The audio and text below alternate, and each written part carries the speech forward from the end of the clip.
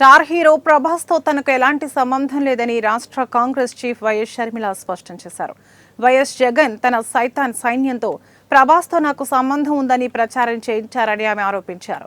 నేనెప్పుడూ ప్రభాస్ ను చూడలేదు. నా పిల్లల మీద ప్రమాణం చేసి అప్పుడు చెప్పా, ఇప్పుడు చెబుతున్నా అని వైఎస్ షర్మిల అన్నారు. ఏ ఇష్యూ అయితే బాలకృష్ణ బిల్డింగ్ నుంచి అప్పుడు జరిగిందో ప్రభాస్కు నాకు సంబంధం ఉంది అని, అదే ఇష్యూని గత 5 సంవత్సరాలలో మీ సైతాన్ సైన్యం మీ సోషల్ మీడియాలో మీరు వాడుకోలేదా? నేను ఏ రోజైతే కేసు పెట్టానో,